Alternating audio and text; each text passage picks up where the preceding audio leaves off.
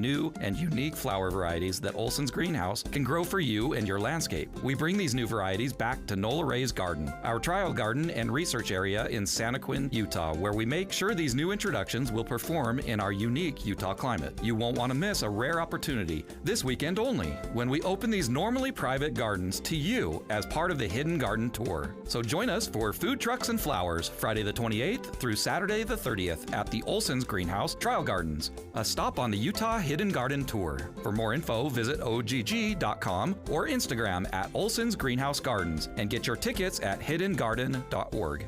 Summer is finally here, and it's time to take advantage of Zero Res's best deal of the summer. Clean before your barbecues, graduation parties, family reunions, and gatherings that you're hosting to make your guests feel right at home. Call the cleaning pros at Zero Res and get 3 rooms of carpet cleaning starting at just $99. Plus, the 4th room free, and take 20% off your air ducts cleaning. You owe it to yourself, your health, and your home. Schedule your appointment at ZeroRes.com or call 801-288-9376 and ask for the KSL special. Spell it backward or forward. It's the right way to clean. Zero Res.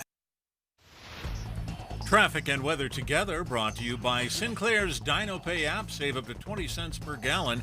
Here's Ricky Meese. Still a bit of a mess to clean up eastbound I-80 at 7200 west from an earlier crash. Now in Utah County, we have an accident on Highway 6 at mile marker 194. Now that's about a mile west of Sheep Creek in Spanish Fork Canyon, and it looks like that may have been part of a load spill as well.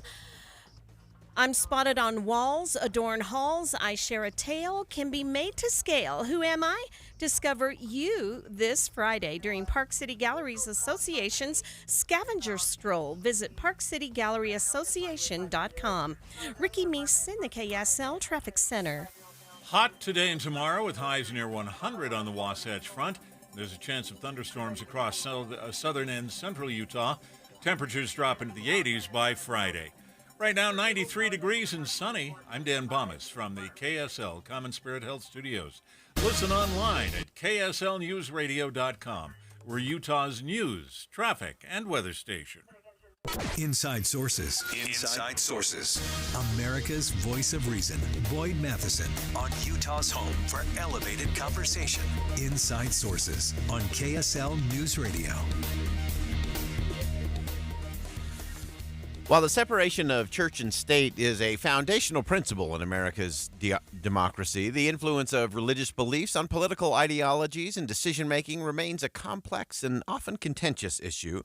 The headlines often pit faith and politics against one another, but is there something instructive underneath the divisive headlines that could help us chart a better path forward? Let's begin. Think you know the news of the day? Think again with Boyd Matheson on KSL News Radio. Well, as we roll into a big election week here in the state of Utah, there's a lot to talk about, and there's been some interesting things over the weekend as it relates to faith in politics. And it's one of those interesting things. We've been talking about it on this show for a number of weeks now, that often our problems and challenges occur when we deify our politics and we politicize our faith and our religious organizations. But there is a space where those two do come together in the public square that matters and makes a difference in terms of our constitutional republic. So in wanting to get at a couple of those, there was a fascinating conversation over the weekend with Senator James Lankford, a great senator from Oklahoma, and just one of the good people in the United States Senate, someone I had an opportunity to interact with and watch and observe in a lot of different settings. He sat down with Chris Steyerwalt, a good friend of the show, for The Hill Sunday on News Nation yesterday. And I want to go into a couple of things that they talked about as it relates to faith and politics. And so whether you're a person of faith or a person of no faith, these are principled conversations that I think do matter.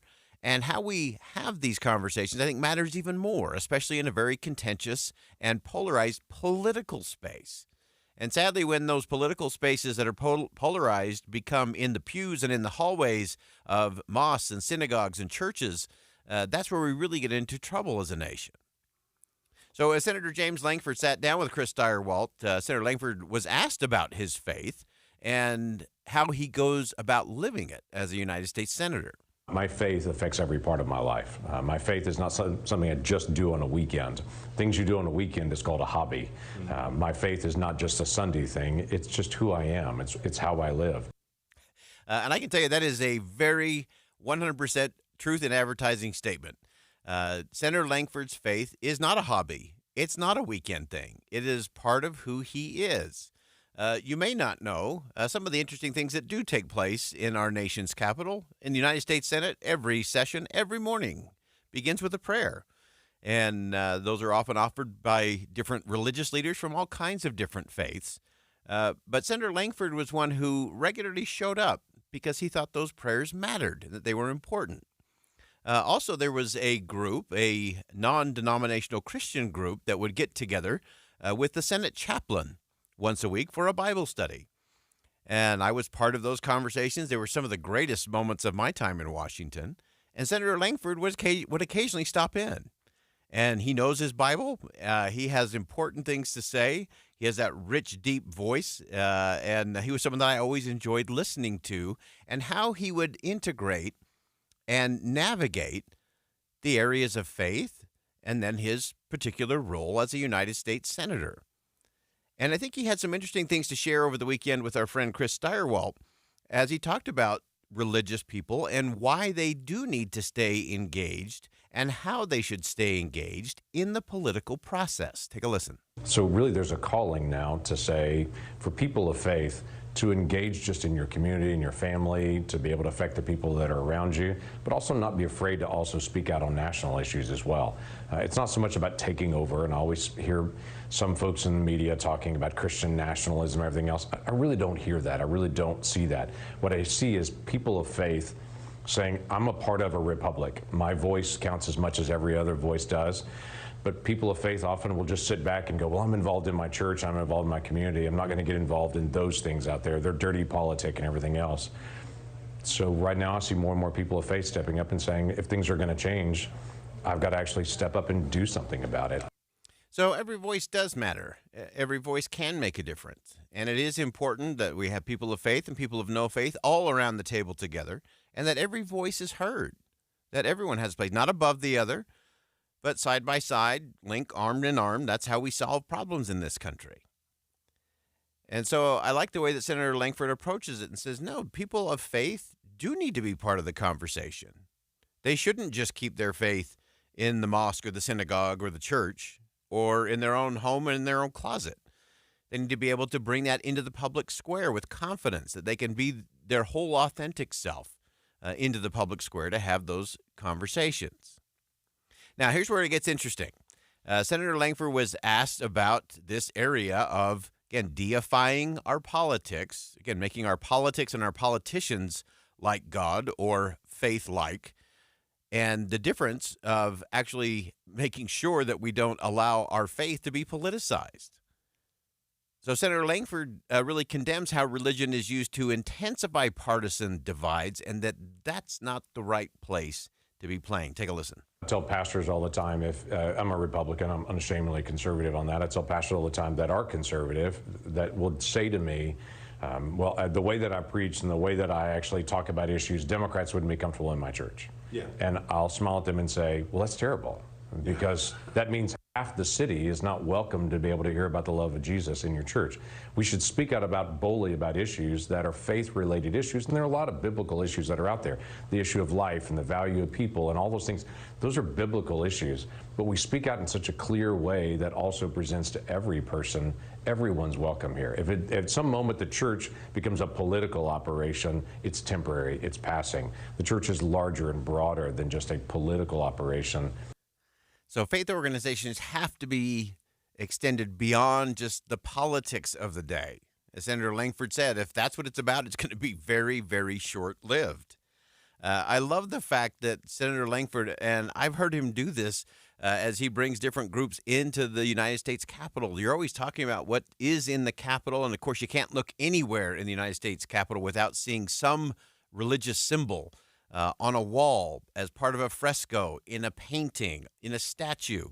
It is everywhere in the United States Capitol.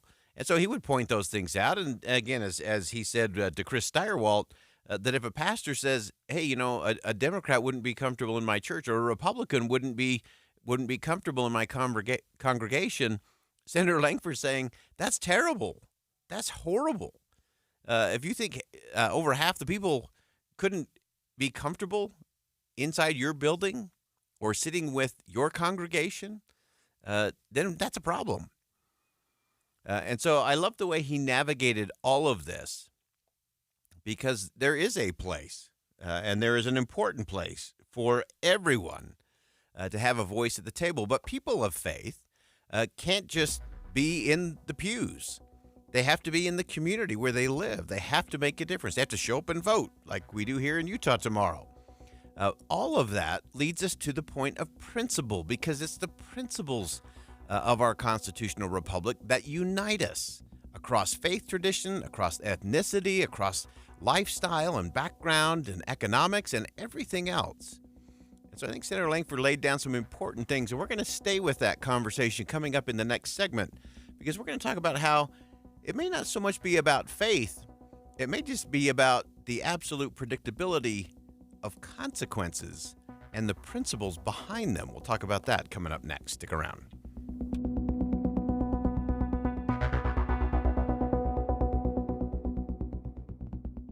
Think again on Inside Sources with Boyd Matheson.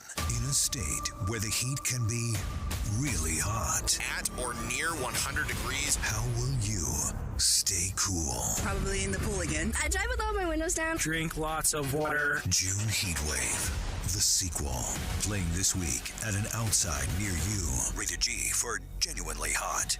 You know, it's hard to believe that Dee and I have now been living in our new house for about 9 years now. You know, the thing that has really surprised me is how many appliances we have had to have work on and even replace. You know, the one that we haven't replaced, haven't done any work on at all, have not had a minute's trouble with, it's the Connecticut soft water system. And it's so interesting because when we were building the home, the builder said, okay, well, what do you want for a water softener? And I just interrupted. I said, wait, we're going to go with Connecticut. And they just smiled at me like, yeah, we know about Connecticut. Never once have we had an issue with our Connecticut soft water system, not only in our new home, but in our previous home as well. It just sits there in the basement, does its job, does it so much more efficiently than any other soft water system out there on the market today. Why don't you give them a call, 801-576-8600, or go to softwaterutah.com. The Management Minute is a service of the MBA program in the John M. Huntsman School of Business at Utah State University. As someone who's dyslexic and the parent of an autistic child, this topic is important to me: neurodiversity. When we talk about diversity and inclusion in the workplace, this should go high on the list. People who are autistic, dyslexic, or have ADHD or other cognitive differences often need workplace accommodations to thrive. But when they thrive, their work can be extremely creative, powerful, imaginative. They see what others cannot in a way that brings value to complex problem solving. But they also have limitations. Good leaders find ways to build competitive advantage with neurodiverse teams. Learn more about neurodiversity with an MBA degree from Utah State University. Go to utahstatemba.com. That's utahstatemba.com. I'm Scott Hammond. Hope to see you in one of our classes. We need Colby Jenkins. His commitment to the Constitution, fiscal responsibility, limited government, and individual liberty make him the best candidate to represent Utah's values in Washington. The problem in Washington isn't just Democrats. Half of the Republicans in Congress vote for deficit spending, endless wars, and unconstitutional mandates. That's why we need better Republicans, like Colby Jenkins. Paid for by the Constitutional Conservatives Fund PAC. Not authorized by any candidate or candidates committee. Odds are, if you have a 401k, it's set up with your payroll provider or an insurance company. I'm Jeff Jr. with Trajan Wealth, and if you're using your payroll provider or an insurance company for your 401k, the employer may be overpaying for the plan, the employees may have blasé investment options, and those blasé investment options may cost more than they should. Not with Trajan Wealth. Call us today, 801-899-7600. That's 801-899-7600. Services offered through a third-party partner. Mom and Dad used to argue about everything, especially about Dad's drinking. It drove me crazy. It got so bad, I couldn't do my homework. I couldn't concentrate. I absolutely refused to let any of my friends come to our house for any reason. I would have been humiliated if anyone found out how much my dad drank and how loud my mom screamed at him. My family went from totally crazy to quiet, calm, and even peaceful. The only thing that happened is my mom started going to Al-Anon family groups. Her relationship with my dad really changed. I asked Mom if she would take me to her Al-Anon meetings or to Alateen. I wanted to see if I could have a better relationship with my dad. I'm sure glad I did. If someone's drinking troubling you, you might be surprised at what you can learn in an Al-Anon or Alateen family group from people just like you. Call 1-888-4-ALANON or go to alanon.org. Dave and Dujanovic. What our listeners need to know is what's going on behind the scenes. We hold weekly meetings on how to do our jobs as talk show hosts, as journalists, better than we did them yesterday. There's some very conservative voices. There's some very liberal voices. But there is space for both. And we're not at each other's throats. We're not yelling at each other. We're having a discussion. Listen for Dave and Dujanovic 9 to noon on KSL News Radio. With the three things you need to know this hour, I'm Dan Bomas. First, the Supreme Court will look at a plan to build a railroad to connect eastern Utah's oil fields to the Wasatch Front. Second, a passenger on a tracks train was arrested on an attempted hijacking charge after police say he pounded on the operator's door and tried to get him to go backwards. And third, fights broke out between groups of demonstrators outside a synagogue in Los Angeles over the weekend. 93 degrees and sunny in Salt Lake City. Back to Inside Sources on KSL News Radio. Get deeper insights on the news from Inside Sources.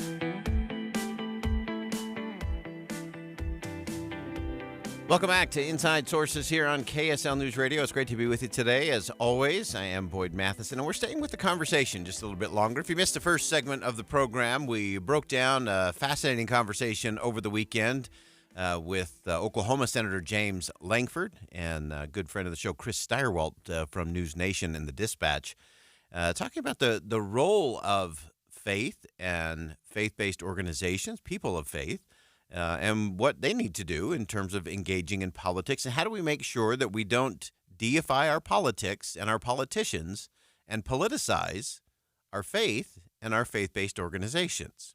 It's an interesting line to draw. So now we're going to stay with that conversation just a little bit longer, and I want you to look at it in a really interesting way. I want to go back to a commencement speech from a few years ago from former Utah Governor Mike Leavitt. And it's one of my favorite speeches. Of all the speeches I go back to on a regular basis, this is one of them. This was actually delivered back in 2018, and the title was about the economics of goodness. And so I want to give you just a little tee up in terms of where former Governor Leavitt went. It was back in the summer of 1999. He was in a meeting on the 107th floor of the World Trade Center, interesting, before 9/11. And they had a whole group of people that had gathered together for this big kind of a think tank meeting, and they were projecting forward to 2015. And they wanted to talk about and try to envision, if they could, what would be the big happenings? What would be the big issues? Who would win the Nobel Prize in economics in 2015? And they went around the room, and again, this was a very high-powered, a lot of intellectual firepower underneath the hood in this group. And they had all kinds of economists and futurists and business leaders and government leaders and so on. And as they went around the room, they talked about the big happenings, the big changes that would come. And a banker, of course, spoke about paperless currency, and an oil executive talked about tension in the Middle East, and on it went. And then it got to former Governor Leavitt. And he framed his answer in a very, very different way that sort of shook the room. He called it the economics of goodness. Take a listen. Every nation or state has economic assets that produce wealth. It may be minerals, it may be a seaport, it may be climate, but there is a universal asset of immense value inherent in any community if we use it. And that power is simply the inclination of its citizens to do the right thing voluntarily. Doing the right thing voluntarily. Again, that takes principle. That takes a focus on not politics, but on the things that bring us together. Former Governor Leavitt went on to lay out the vast amount of economic power that would be gained from a society that practiced the economics of goodness. What would change? What would it be able to solve? What would it be able to do? Imagine the economic heft of a nation, a state, or a community that was free of drugs and alcohol abuse. Healthcare costs would plummet. Worker productivity would skyrocket. Families that are torn apart by abuse and financial hardship, wrought by substance abuse, would remain together. Welfare rolls would fall. There would be less violence in society. We would build and maintain fewer prisons. Imagine the economic power of a nation able to invest trillions of dollars over time back into education and investment and research because of their deployment of this great power. Such a place would prosper. Such a place would prosper. We're going to come back to some of the areas where we are spending, and often spending out of control, deficit spending in this country, coming up later in the program. Coming up at 2:35, we'll break some of that spending and what's happening there. But I thought it was interesting that former Governor Leavitt talked about, again, this was back in 2018, saying, imagine a community, imagine a country, imagine a state that didn't have to spend all that money on building prisons or the judicial system, and didn't have to have all the health care costs that come from addiction and abuse and all of those different things that happen in our society. If we were focused on the goodness and the things that we can do for our neighbor and the things that we can do together in community, the economic power of such a place would be extraordinary.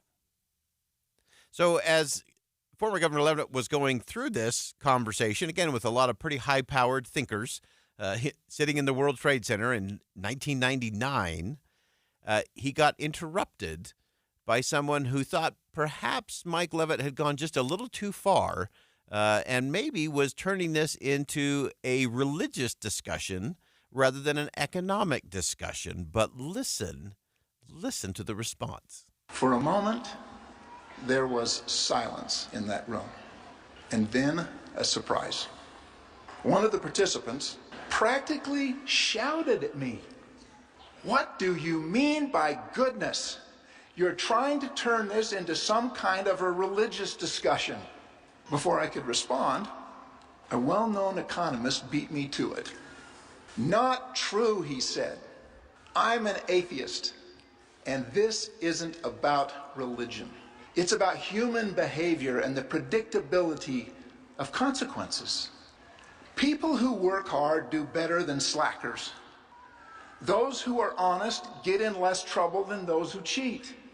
People who are kind have more friends than those who are cruel. Communities where people serve and care for each other are safer than those where that's not true." The absolute predictability of consequences and the power of goodness. Those are pretty simple things. Those are pretty simple principles.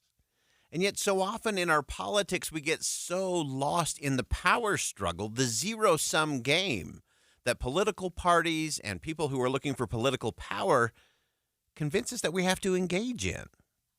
It's why many good people, people of faith and people of no faith for that matter, have disengaged from the political process because they're exhausted and exasperated by it. It doesn't make any sense to them.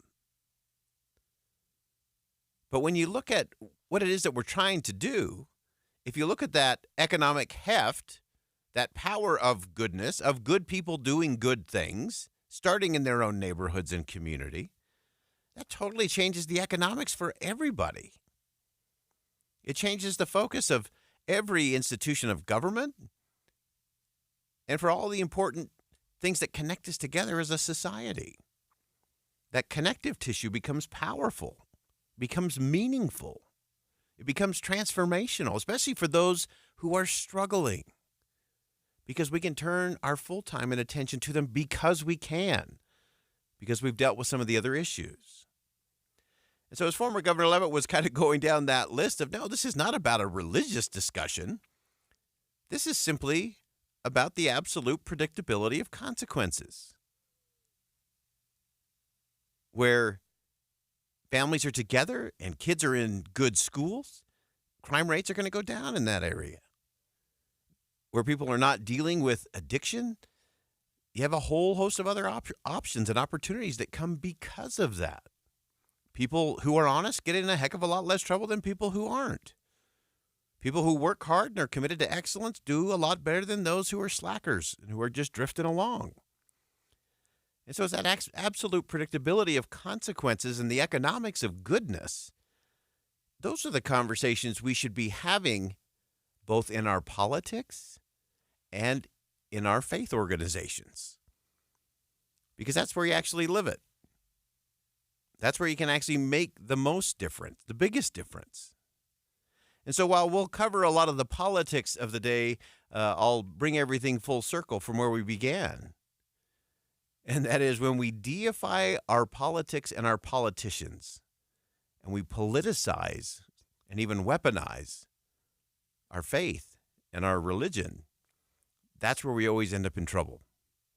But when we get back to the simple principles, the economics of goodness and the absolute predictability of consequences, we can have different kinds of discussions about healthcare and education and security and immigration and retirement and a host of other things that will make a difference in our neighborhoods, in our community, and ultimately in our country. All right, we'll step aside for some bottom of the hour news. More Inside Sources coming up next on KSL News Radio. Stick around. We'll be right back.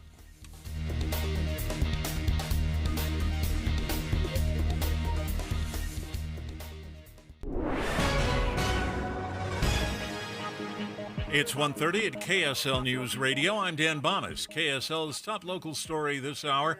27-year-old man could now face a number of charges after police say he tried to kidnap his girlfriend and take her back to California.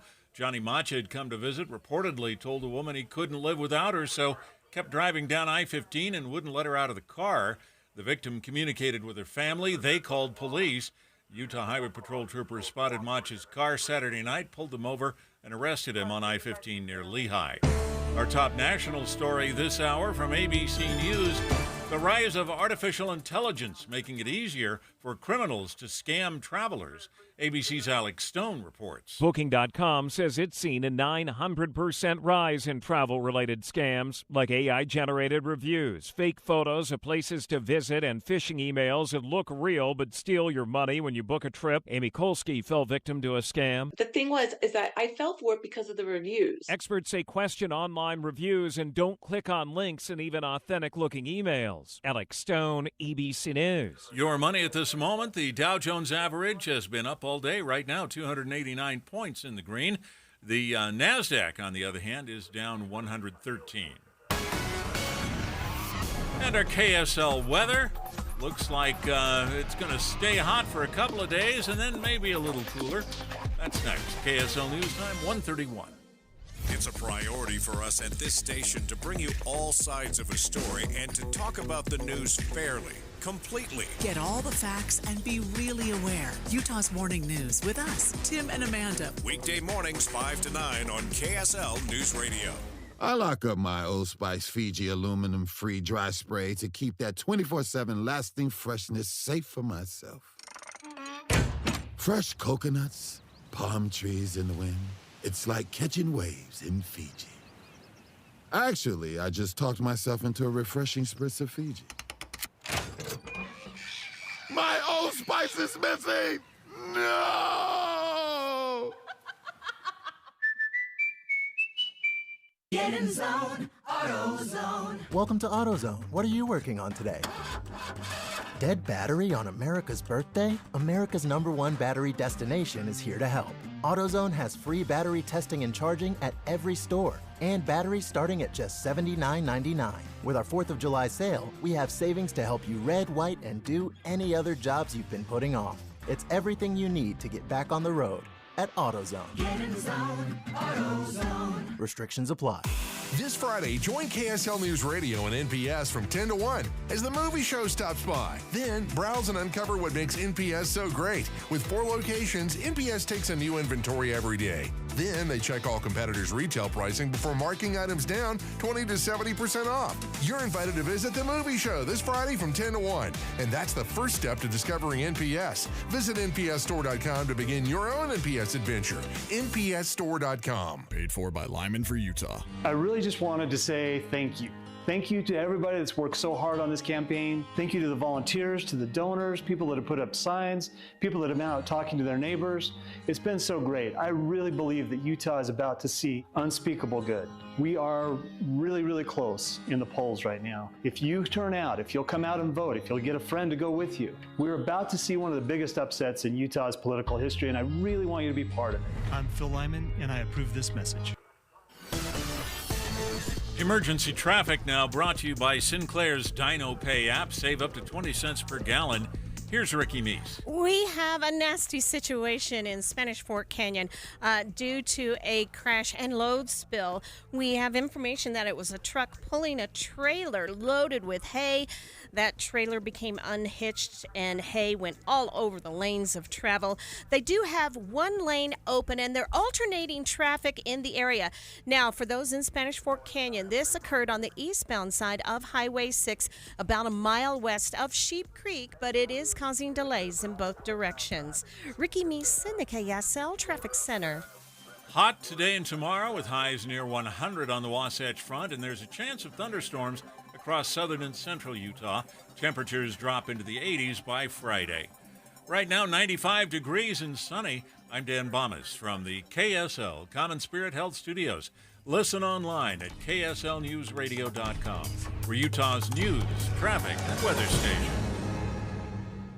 Inside Sources. Inside Sources. America's voice of reason. Boyd Matheson on Utah's home for elevated conversation. Inside Sources on KSL News Radio. With the conflict in Gaza reaching critical juncture, with the Biden administration's worst fears materializing in so many different aspects of what is happening between Israel and Hamas, what's happening with innocent Palestinians inside of Gaza, other things happening in the region, we thought it was a good time to just stop and kind of get our bearings a little bit in terms of what has been happening, what's going on inside the administration in terms of what do they do next, that there really seems to be ongoing challenges in terms of any kind of potential ceasefire, and then the important issue of humanitarian aid not being able to get where it needs to go. And so, as we often do, we turn to Karen DeYoung, Associate Editor and Senior National Security Correspondent with The Washington Post. And Karen, welcome back to the show. Thanks, Boyd. Good to be here.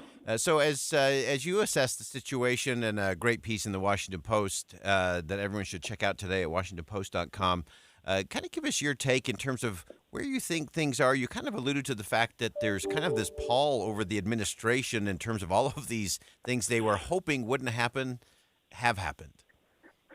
Well, I think that basically refers primarily to Rafah, the southernmost Gaza city, where most actually I think most is a fair appraisal. Most Gazan civilians went for refuge when the Israeli attacks began in northern Gaza. So there were about 1.5 million people squashed into this very small area, and the Biden administration had sort of counseled Israel not to do a kind of major military operation there of the kind that they had done in northern Gaza, saying that there were too many civilians packed too closely in an urban area, that they were going to have a hard time getting to the Hamas operatives they said were there.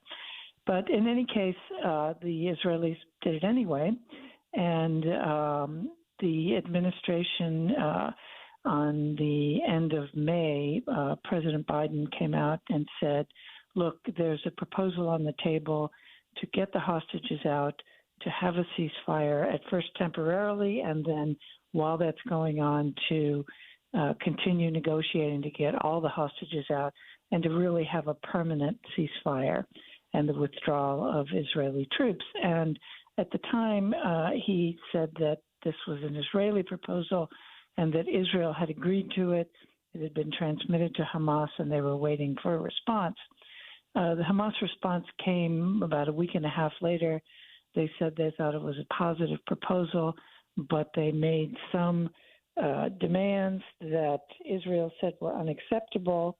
And Israel also said, well, we're not going to pledge to have a permanent ceasefire. We want all our hostages back. As soon as we get them back, we're going to go back and finish off Hamas. And so that's where things have stood. There's no agreement to a temporary ceasefire, let alone a permanent one. And I think the administration is a bit frustrated and discouraged with both sides that, nothing seems to have been happening.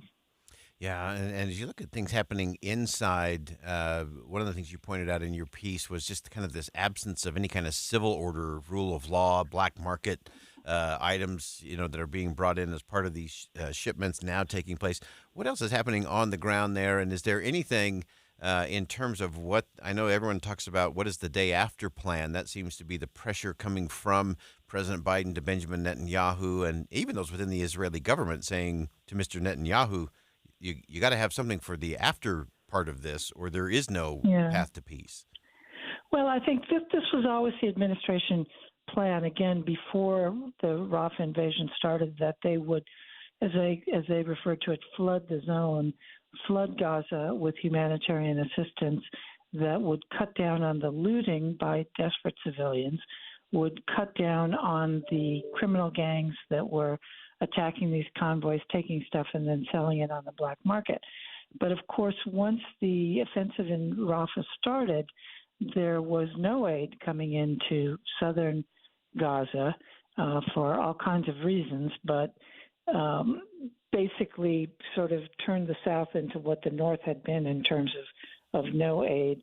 And that has given rise to more criminal gangs as stuff is slowly coming in through the one Israeli-controlled crossing in the south, where it has been coming across the border, at least.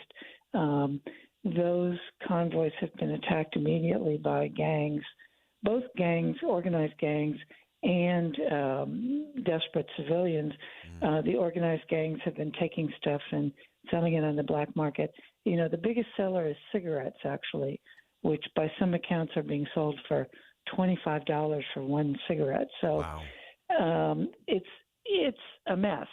In terms of the day after, the plan was that Arab governments would go in and provide some security and would also start this massive reconstruction of Gaza as soon as the Israelis withdrew and the fighting stopped. But in the absence of a withdrawal, in the absence of a ceasefire, nobody's interested in doing that.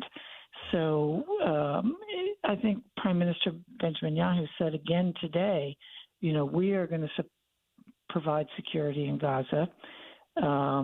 We want our hostages back, and as soon as we get them back, we will resume fighting. There'll be an end to the truce. So I think that, again, as I say, it's frustrating for the administration because I think the hostage talks are at a stalemate while there's no agreement on this proposal that was made.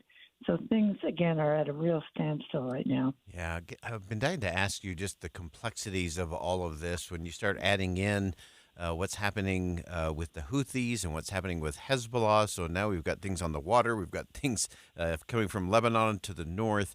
How is that complicating things for the administration in terms of how do they, this is, talk about a tricky needle to thread. This may be the ultimate in that. Well, I think the real concern has been that this would lead to a wider war in the Middle East. Both Hezbollah in Lebanon and Hamas in Gaza are Iranian proxies.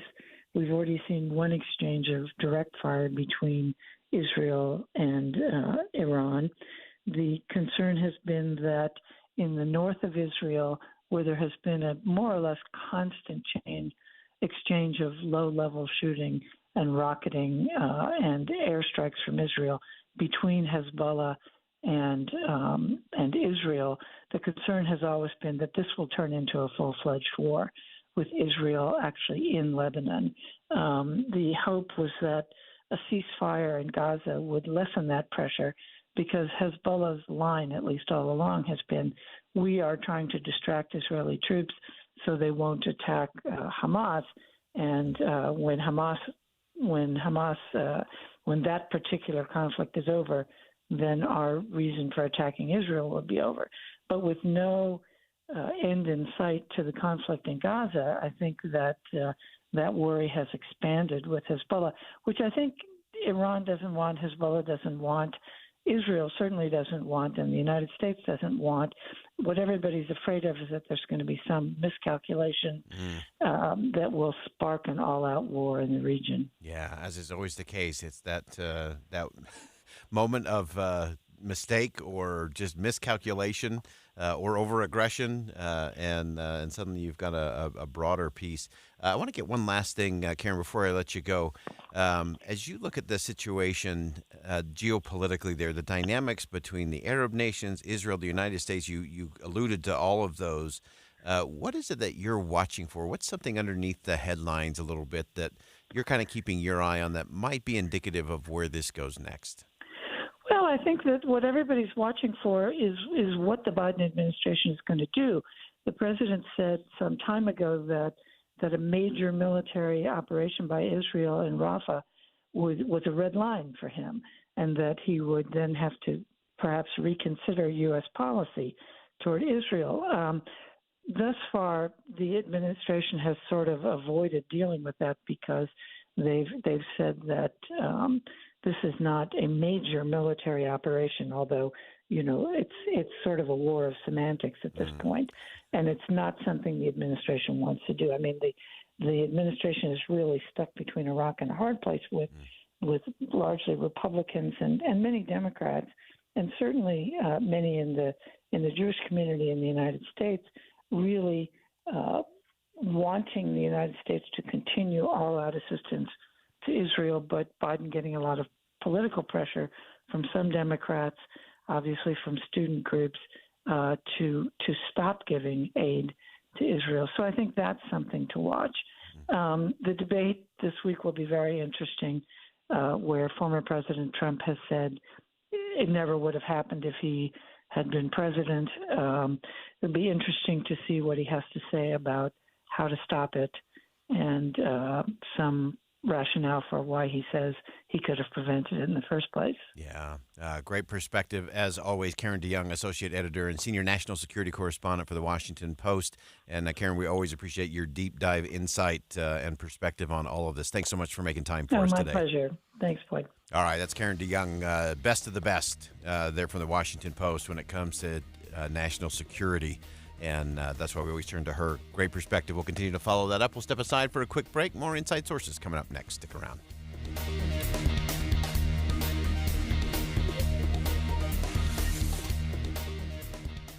We need Colby Jenkins. His commitment to the Constitution, fiscal responsibility, limited government, and individual liberty make him the best candidate to represent Utah's values in Washington. The problem in Washington isn't just Democrats. Half of the Republicans in Congress vote for deficit spending, endless wars, and unconstitutional mandates. That's why we need better Republicans, like Colby Jenkins. Paid for by the Constitutional Conservatives Fund PAC. Not authorized by any candidate or candidates committee.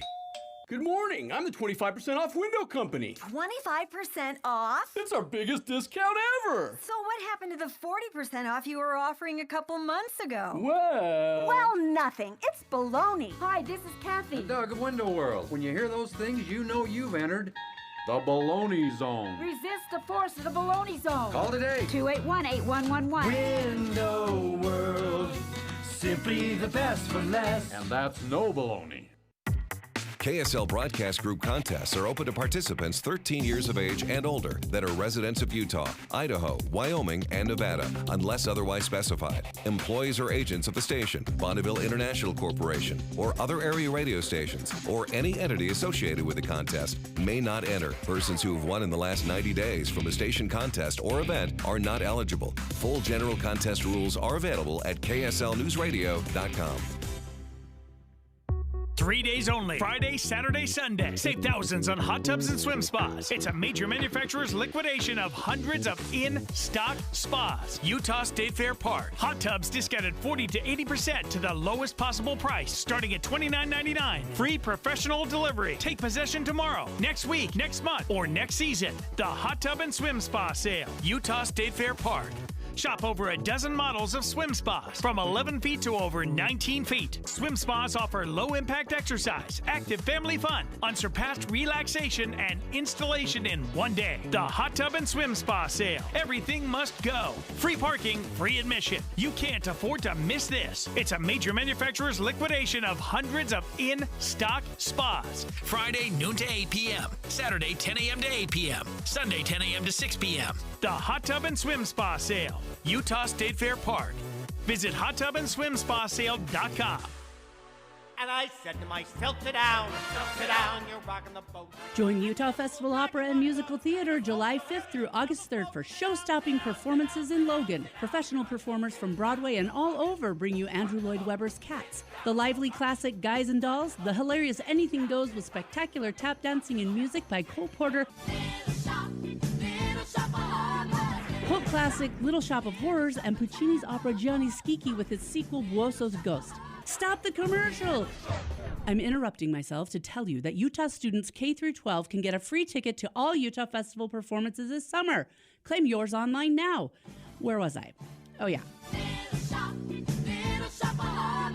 Cult classic Little Shop of Horrors and Puccini's opera Gianni Schicchi with its sequel Buoso's Ghost. Plus, late-night cabarets, 5 concerts, breakfast with the stars, academy classes, and more. Tickets at utahfestival.org. utahfestival.org. Let's face it, nothing makes you look older than you really are than thinning hair. But what if you could not only increase your hair count, but promote new hair growth without surgery, without drugs with potential side effects, and without a prescription from your doctor? Well, now you can, thanks to a breakthrough new supplement called Hair Grow. Provided by New Nordic, the #1 supplier of dietary supplements in Europe. Hair Grow is now available in the U.S. Only Hair Grow contains Tocogaya, a powerful antioxidant that has received a U.S. patent. Multiple clinical studies show Hair Grow is safe and effective in promoting new hair growth. In one study, 95% of the patients using Hair Grow saw increased hair count. Don't lose more time and more hair. Try Hair Grow today to feel and look your best. Available online at Amazon, Walmart.com, and NewNordicUSA.com, or in stores at your local CVS. Look younger and feel more confident with Hair Grow by New Nordic at NewNordicUSA.com, or in stores at your local CVS. Getting help with plumbing repairs is easier than you think. All you have to do is call Any Hour Services or schedule an appointment at anyhourservices.com. No one helps more homeowners than Any Hour Services. Let me ask you a question. You have a best friend? How big would it shock you if somebody told you that your best friend just killed somebody? 911, what's your emergency? Someone on the other line said they kidnapped my son, and they're demanding $500,000. On September 12th, 1995, 12-year-old McKay Everett disappeared from his home in Conroe, Texas. It was a crime that shocked the community because the suspect was so unlikely, so unexpected. Former high-ranking police official. He'd run for sheriff at one point. Law enforcement personnel were pretty much split down the middle over whether or not he actually did this. And to this day, McKay's mother, Paulette, still feels that justice was never truly served. I've asked myself so many times, what in the world happened? Ransom is available now. Listen at ransompodcast.com or wherever you get your podcasts. Emergency traffic on KSL News Radio brought to you by Sinclair's DinoPay app. Save up to 20 cents per gallon. In Utah County, we have a crash with load spill on Highway 6 in Spanish Fork Canyon, about a mile west of Sheep Creek. One lane of traffic is open. They're going to be alternating traffic in each direction to let some go through on the eastbound side and then switch and get some others through on the westbound side. But we have heavy delays that continue. Traffic literally at a standstill with a few miles of backup in both directions. Ricky Meese in the KSL Traffic Center. With the 3 things you need to know this hour, I'm Dan Bomas. First, A man accused of trying to kidnap his girlfriend and take her to California was arrested over the weekend. Second, a big increase in travel scams being blamed on artificial intelligence. Third, voters have just a few hours left to get their primary ballots in the mail. They'll have to go to a drop box tomorrow if they don't. 95 and sunny in Salt Lake City. Back to Inside Sources on KSL News Radio. Hear elevated conversation on crucial issues. Boyd Matheson on Inside Sources. We're going to stay on the international front in this segment of the program. Russia, of course, is in the midst of another assault, getting further in their aggression on the Ukrainian city of Kharkiv. Now, Kharkiv isn't a frontier border offensive alone. Kharkiv is the second largest city in Ukraine. And it is located on the northeast of the country near the Russian border. But as the war drags on into another summer, Western weapons and NATO funding for military and humanitarian aid are starting to pour into the country just to try to stave off Russia's aggression. Now, the White House is giving the green light for Ukraine to use their weapons to strike targets inside of Russian territory. That's a big shift. Long-range deep strike attacks are still a no-go, according to the White House and President Biden. President Biden obviously trying to ratchet things down, prevent a direct confrontation between America and Russia. But the strategy of an all-defensive war just isn't working. It hasn't really worked from the beginning. And so we want to break that down just a little bit, just to give you a little sense of reality in terms of where we are, as this summer season is always an interesting one, always a very important one when you look at this kind of war. Russia's aggression into Ukraine, the summer months are the important ones, where things tend to shift a little bit. The winter months are just tough. It's a very slow slog, and things just kind of hunker down. But as we're well over 2 years into this, we want to take a quick look at what is the lay of the land, what is actually happening, what is shifting and changing, what needs to shift and change when it comes to helping Ukraine, and what should or should not be done in terms of moving that all forward. So I want to go to a couple things from National Security Advisor Jake Sullivan. He was interviewed on PBS last week. This was during the Ukraine Peace Summit that was held in Switzerland last week. Vice President Kamala Harris also attended that event. For Jake Sullivan's part, he said that the ultimate end of the war will have to be decided at the negotiating table. And here's how he framed that. Ukraine has made clear, President Zelensky has made clear, that ultimately this war will have to be determined at the negotiating table. The United States' goal has been to put Ukraine in as strong as possible a position on the battlefield, so it is in as strong a position as possible at the negotiating table. Okay, so that's an interesting framing from Jake Sullivan, acknowledging that, yes, this will likely end up at a negotiating table, as these kind of conflicts always do. Now, we know from history when it comes to Europe, usually whatever territory you have or are in control of when you go to the negotiating the negotiating table is usually what you end up with in the end. And so Jake Sullivan pointed out that Ukraine has to go with as much as possible. And so they need to be armed with all of the options and all of the possibilities that can help them have as much of their sovereign territory, let's remember that, as they can before things end up at the negotiation table. Jake Sullivan also talked about, again, this was on a PBS interview, talked about where the Ukrainian army can strike now using U.S. weapons. So this allows Ukraine to fire at targets inside of Russia, inside of Russian territory, if those Russian forces or that strategic area is preparing to cross the border into Ukraine. Take a listen. It extends to anywhere that Russian forces are coming across the border from the Russian side to the Ukrainian side. This is not about geography, it's about common sense. If Russia is attacking or about to attack from its territory into Ukraine, it only makes sense to allow Ukraine to hit back against the forces that are hitting it from across the border. That's Jake Sullivan. Again, this was part of a PBS interview that took place in Switzerland. Again, there was this unique Ukraine Peace Summit held in Switzerland last week. And to me, this is important perspective in terms of where things go from here. Jake Sullivan was also asked about the 10-year security agreement that was signed by President Zelensky and President Biden. and if Congress would respect the terms of that 10-year agreement moving into the future. Well, first, I do believe the U.S. will keep it. There is a strong bipartisan majority for supporting Ukraine in both the House and the Senate and among the American public. And that majority was actually reflected in the vote on the supplemental. More than 300 votes in the House, more than 70 votes in the Senate. And I believe that that is an enduring commitment that we see from both parties, and it will ultimately shine through. And then finally, he was asked about the domestic political angle for Ukrainian military support. That's a big question politically rolling into the 2024 general election cycle. So what happens if there's a change in administration? Here's how Jake Sullivan responded to a question about the possibility of former President Trump being back in the White House and what that might mean in 2025. In life in general, and in democracy in particular, there are never any absolute lock, stock guarantees. Things can change. All President Biden can do is set a course and a vision for what is in the United States' national security interest, what is in the interest of the transatlantic alliance, and what is in the interest of our partnership with Ukraine. And that type of approach has historically served America well, and President Biden is going to stick with that approach for as long as he is President of the United States, which he, of course, expects to be for another 4 years.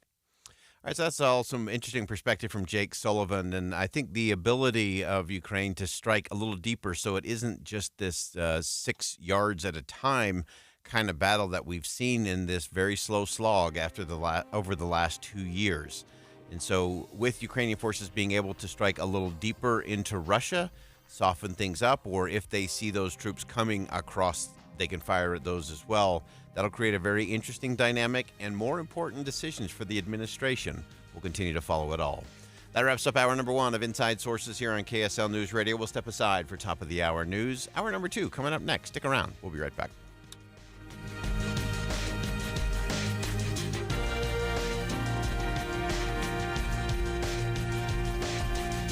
KSL FM Midvale. KSL Salt Lake City. From the KSL Common Spirit Health Studios, this is KSL News Radio. Utah's news, traffic, and weather station. It's 2 o'clock at KSL News Radio. I'm Dan Bomas. KSL's top story this hour. Many Utahns putting their primary election ballots in the mail today. This is the last day to have their ballots postmarked. Salt Lake County Clerk Lainey Chapman tells David Janovic they're only seeing about 20% of the ballots right now, but that's not surprising. During a general election, people participate a lot more. There's no comparison. Part of it is it's summer. People are on vacation. They're not really thinking about voting right now. Whereas in November, everybody, that's all we'll be talking about. Tomorrow, voters will need to put their ballots in official drop boxes to have them counted. Chapman expects to see 25 to 40% of the ballots by tomorrow. Our top national story this hour from ABC News. Doctors at Northwestern Medicine have performed a rare kidney transplant using only local anesthesia. The patient, John Nichols, was awake during the entire procedure last month. He went home the next day. Now, not everyone is a good candidate. They say Nicholas was young and healthy, the kidney donor, also at today's news conference.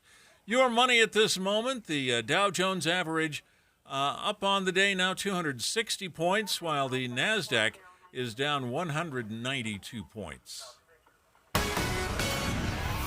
And our KSL weather looks like hot today and tomorrow, then gradually cooling off. That's next. KSL News Time, 2:01.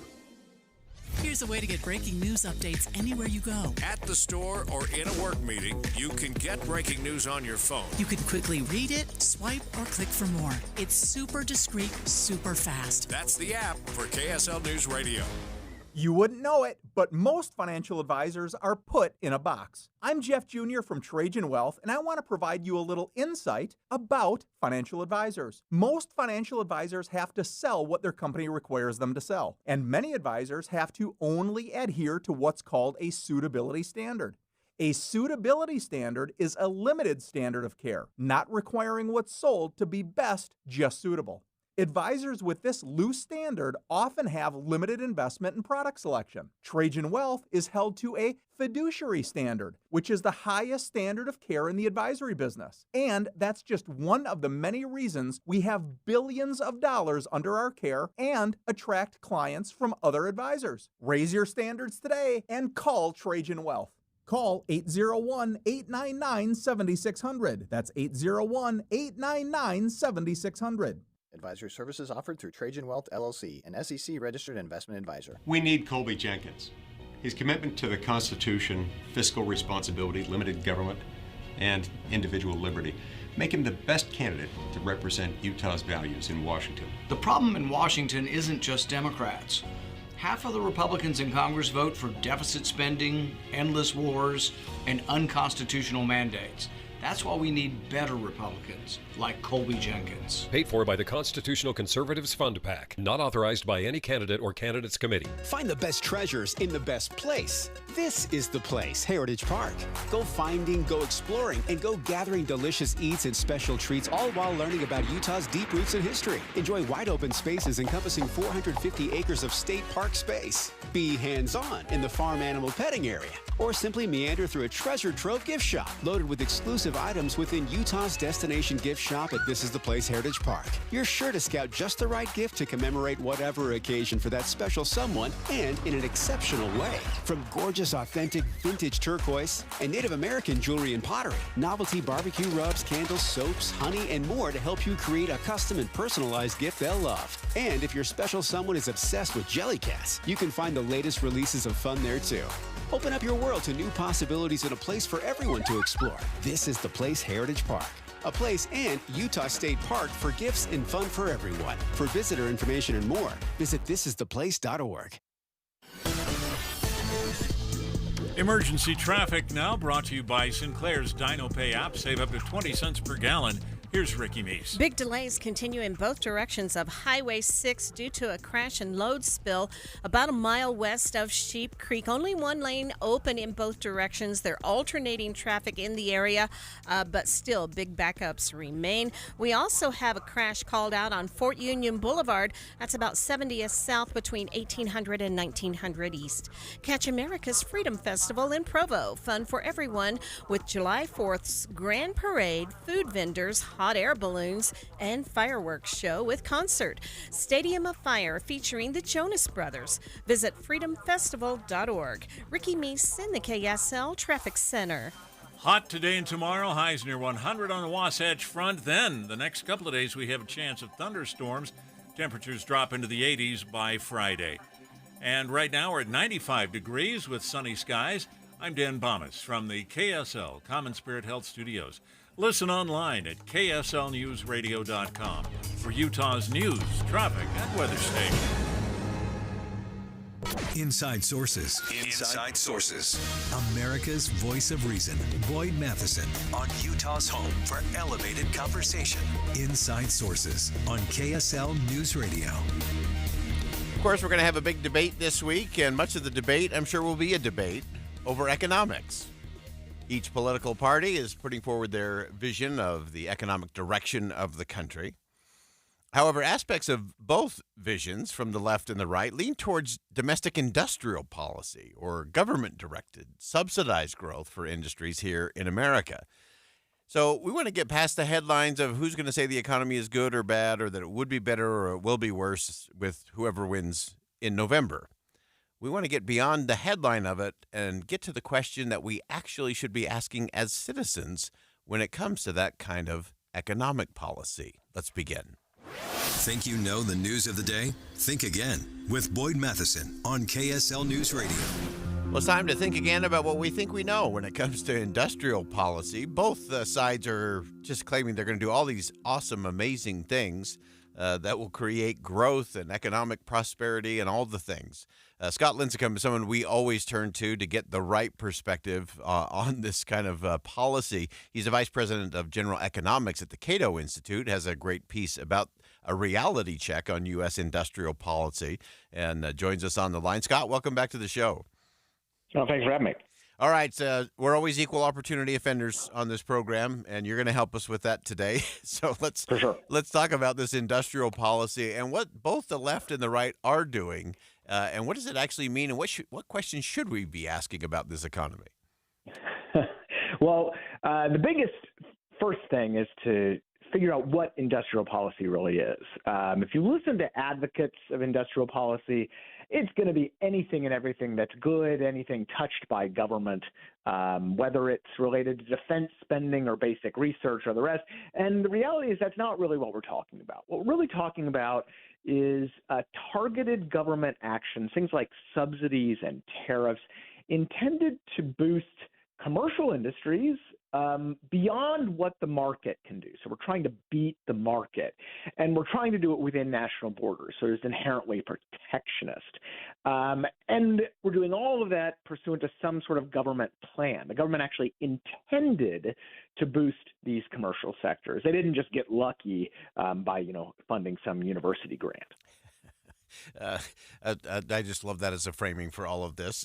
So as you look at that next step, give us some examples in terms of what we're seeing, again, what that actually means, and then take us all the way to the back end in terms of what are we actually getting out of these billions that, again, seems to be for good stuff or things that we're told will be good for all of us.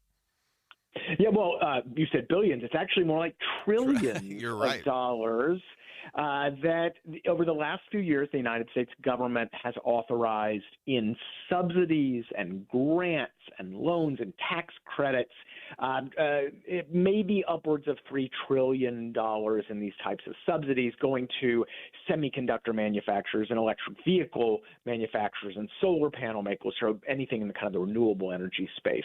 At the same time, the government has pursued a host of trade restrictions, tariffs and Buy American mandates, and other restrictions on foreign competition. So we're not only subsidizing American companies, but we're also blocking foreign competition. These are classic forms of industrial policy. And in terms of the effects, well, to be intellectually honest about all of this, it's too early to declare victory for one side or the other. The major industrial policy push was in 2022 with the Inflation Reduction Act and the CHIPS Act for semiconductors. So there's still a lot of time on the clock. And there is a little bit of positive information out there if you like industrial policy, because we have seen an increase in manufacturing construction spending after these bills were implemented. But, and this is, the crux of my piece on this, is that there's still a lot of warning signs beyond the fact that this increase in construction spending. We really don't know how much of that is due to industrial policy. Certainly some of it probably was, but these goods were already in demand before those policies got in place. So there's a bit of that causation correlation problem. So we don't really know that. The other thing is that the actual manufacturing sector right now, so the stuff that's actually producing stuff, is not doing very well, or at least it's flatlined since mid-22, which is when all those industrial policy bills were implemented, made into law. So if you look at employment and output and other factors in the real manufacturing sector, not just building a factory or clearing some land, that construction spending, actual sector is not doing that great. And actual manufacturers are pretty pessimistic, particularly smaller ones. So that's a warning sign because it shows that we might be diverting resources from manufacturing activity right now towards these other subsidized industries. And thus, at the end of the day, we might just be rearranging the deck chairs instead of actually getting a bigger pie. But the biggest issue are the bigger warning signs we're seeing because, all that spending raises the question of what we're actually buying with all that money. And first, you see that a lot of these subsidized manufacturers have run into big problems. Their costs have increased dramatically. And part of the reason for that is that they've run into other U.S. policies, whether it's they've run into tariffs that raise steel prices or Buy American restrictions that raise the price of broadband equipment or those things. They're running into environmental regulations and other types of permitting issues that are delaying those projects, or immigration restrictions. They can't get the workers they need, on and on. So that's led to the second problem, is that since 2022, there's been a long string of these projects getting delayed or canceled outright. And even some projects that, they've already started building the factory and then they canceled it. So that's just a total waste of resources there. Then the other big issue is politics. You're seeing in a lot of these cases that you're getting social conditions attached to the subsidies. If you want to get the subsidies, you have to open up a child care facility for your workers, or you have to have a DEI office and other social conditions. We're seeing Inflation Reduction Act funds getting funneled to swing states, not to where they're actually most needed in the economy. You're seeing several other political issues, including just political uncertainty, because Donald Trump has said he's going to cancel a lot of these subsidies. So investors are now worried about, maybe we shouldn't invest at all right now. And so all of that is classic problems with industrial policy. And so while we can't say for sure what's going on, we can't say for sure this is going to be yet another industrial policy boondoggle for the United States, there are reasons to be worried today. Yeah, there are definitely a lot of questions that need to be asked in terms of where this really goes and what is really sustainable. I always say beware of the boom, and you captured that well in your piece as well, that sometimes you may get a little boom or you may get a little bubble. And then the question, as always, is what's sustainable and what's the real return on investment when it comes to the American people. And I think one of the other things, I want you to hit this just real quickly if you can as we close it. Sometimes in the process of this kind of industrial policy, we actually kill off the innovation, those hungry startups and entrepreneurial companies who just can't compete with the armies of lawyers and lobbyists to deal with the tariffs or the restrictions or the EPA guidelines or whatever it may be. Are we repeating history? Are we just going boom bust process once again? Well, if you look at the companies that are getting a lot of these funds, they are the big incumbents, whether it's Intel in semiconductors or General Motors and Ford in the EV space. And what that does is it really thumbs the scale for those big companies, because small companies, they don't have the lawyers and the lobbyists to get access to those funds, or they're just not. They haven't produced anything yet, and so the government isn't going to give them any money regardless. Well, that puts them at a major competitive disadvantage. They can't get access to the resources, whether it's investment or materials or workers, and so they just simply fade away, even though they might have had a better product. In fact, just over the weekend, we saw this, a geothermal energy producer was complaining that the geothermal energy industry has gotten almost no government money and has been put at a major disadvantage versus solar and other industries that are getting massive government handouts. So that's a big problem in the long term, because we don't even know what types of innovations we might be missing out on as the government crowds out those small companies, those innovative companies, in favor of the things we know. Yeah. Great stuff. Great perspective, as always. Scott Lincicome, Vice President of General Economics at the Cato Institute. Scott, love your perspective on this. An important conversation for all of us. Thanks so much for joining us today. My pleasure. All right. That's Scott Lincicome, and that is a deep dive on something that you probably didn't wake up thinking about this morning, but you ought to think again about it, because that industrial policy does impact all of us. It's trillions of dollars that are being given to U.S. companies and organizations. As we wrapped up that segment, Scott talked about how it often crowds out innovation and improvements. It also crowds out the opportunity for people to come in at lower prices, which is good for consumers and good for the American people in general. And so when it comes to industrial policy, we have to be careful about what we wish for, because we end up getting what we get. And the price tag is high. The impact lasts long. and it doesn't always produce what we think it does in the end. So it may just be time, as we watch the debate coming up on Thursday, when we start hearing about economics and economic policy. Be careful. That industrial policy, that government-directed, subsidized growth for industries may leave you and me holding the bag and not producing what we think it should.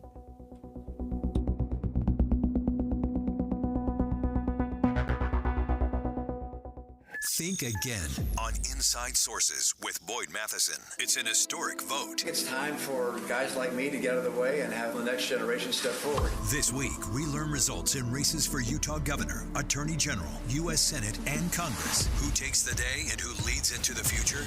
Listen all this week. Your Voice, Your Vote 2024 on KSL News Radio. I support Rochelle Morris for Salt Lake County Council because she's a collaborative leader. I support Rochelle Morris for Salt Lake County because she's conservative.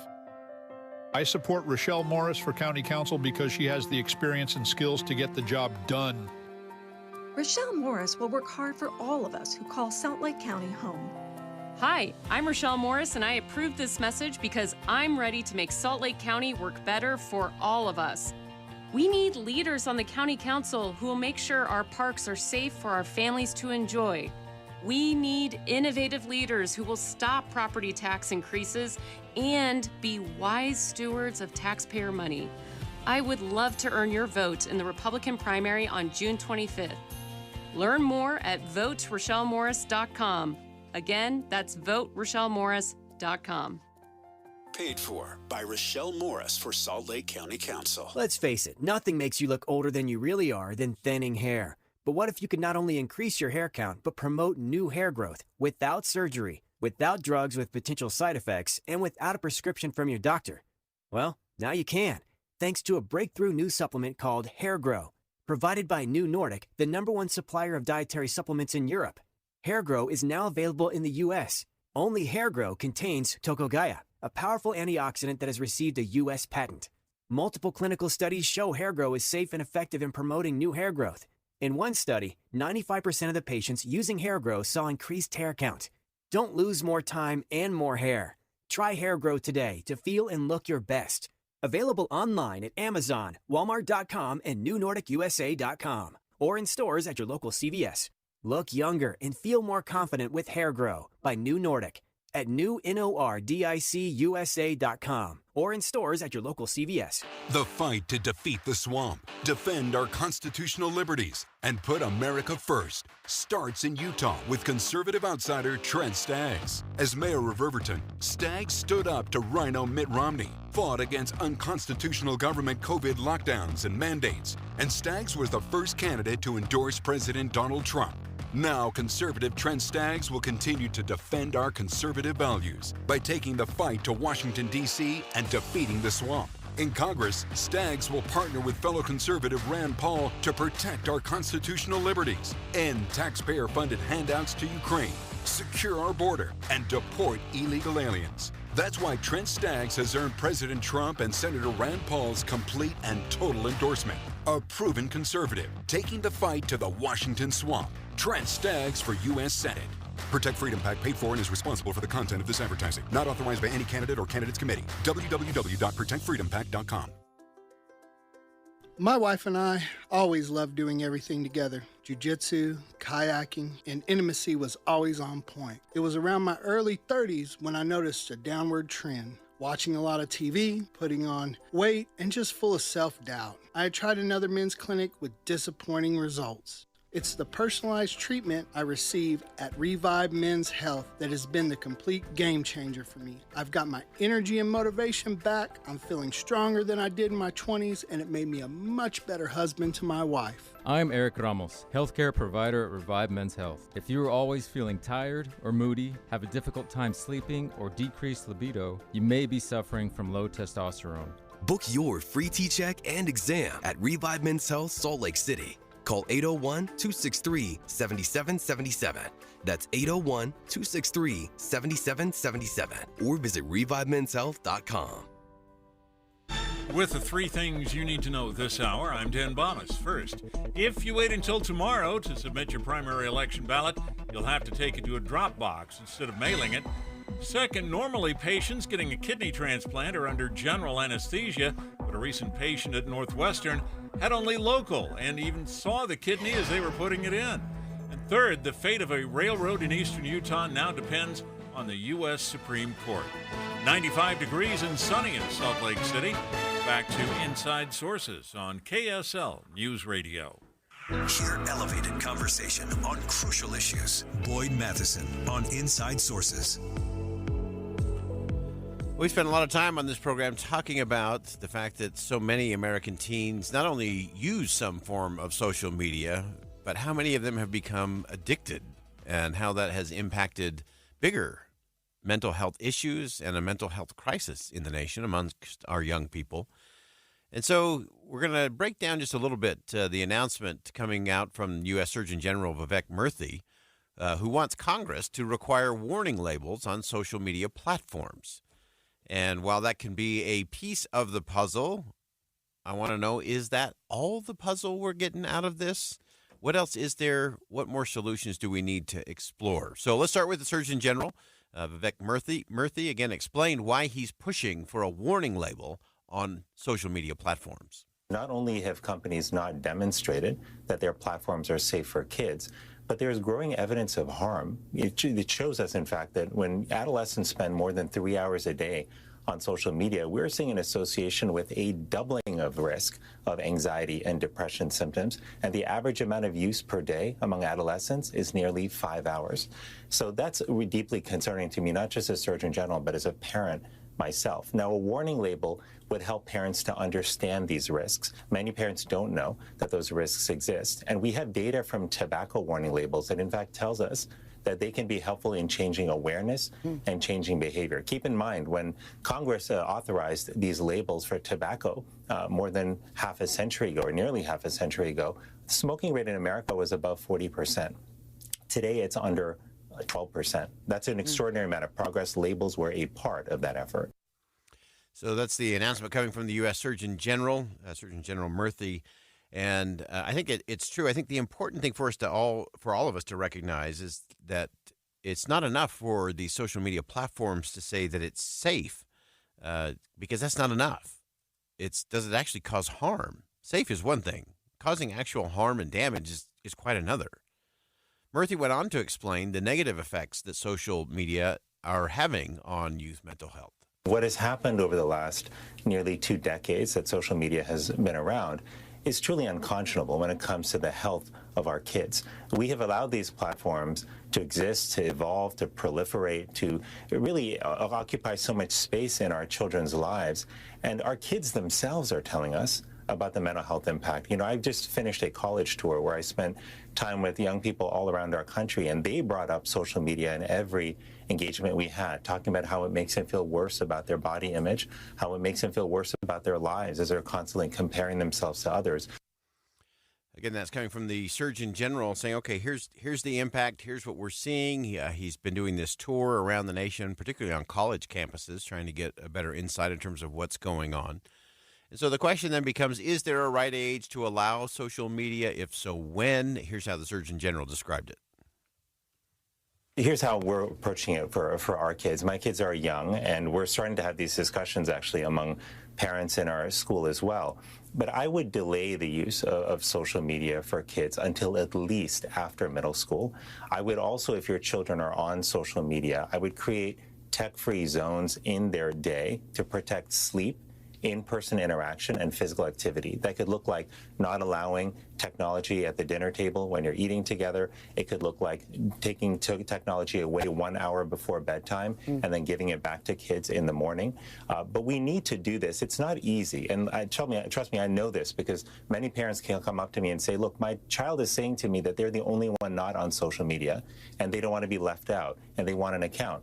Well, this is why as parents, we need to start talking about this more openly, partnering with each other and helping one another. Because when we make pacts to actually enforce these kind of rules together, it's easier. And right now, too many parents are struggling alone, feeling ashamed, feeling like they're failing as parents, and not realizing that all of us are struggling with the same questions. All right, so as we look at this, and again, we've covered this a lot. We've dug into this in a lot of different angles and a lot of different ways. There's a lot of different voices out there. And I think everyone is coming to the same conclusion in terms of the negative impact, the harm that is clearly being caused on our young people. And so then the question is, so what do we actually do about it? And while I applaud the Surgeon General for saying, hey, we do need a warning, mostly for parents to understand what is actually going on and the potential harms to their children, that's an important thing. But after all that we have done and the millions of dollars that have been spent and the countless hours of experts convening and coming together, is the best we can do a pop-up warning? It seems to me that that is just a little bit short of what we should be able to come up with. Now, I do recognize that the ultimate answer is good parenting and engaged parenting. And yes, you may even be called the bad parent for good parenting. And that's actually a badge of honor. If you're being called the bad parent, it's probably because you're being the one good parent. And so take a little bit of courage in that. But to me, there's got to be more to this process than just slapping a label on it. Now, he did mention that kind of comparing it to the labels that are on tobacco products. And yes, you can say that there are fewer smokers and fewer people using tobacco products today than there were 50 years ago, but it was 50 years ago. And what the impact of the labeling has been, I remember living in Australia. On the cigarettes in Australia, it says using this product will kill you. And they have pictures of, lungs and heart disease and all of those things right on the packaging. And 50 years down the road, maybe there's some impact. I don't think we have that kind of time to deal with this issue for today's young people. We're going to come back to a little bit of this conversation coming up at 2:50. This whole idea, if you want to be the good parent, you got to be the bad parent. You have to be willing to do that. And I think that's such an important conversation that we have to get to. And I want to get to it from an angle of the young people. I think they're more ready for a shift and a change than any of the adults in their lives. We'll talk about that coming up at 2:50. All right. Also, just keep in mind as you go through the week this week, of course, big election day tomorrow, you have to have your vote in today. If you're sending it in the mail, it's got to be postmarked by midnight tonight. And then tomorrow, of course, you can go to locations. You can check out things on your county election site where you can take your ballot. And KSL News Radio has you covered throughout the day tomorrow. And the results coming in on Wednesday, we'll break it all down for you, including some special coverage tomorrow night. Jeff Kaplan and I will steer you through the evening with some of our special guests as well. So stay with KSL News Radio. We've got you covered when it comes to all things election. We'll step aside for bottom of the hour news now. We'll come back with more Inside Sources coming up next. Stick around.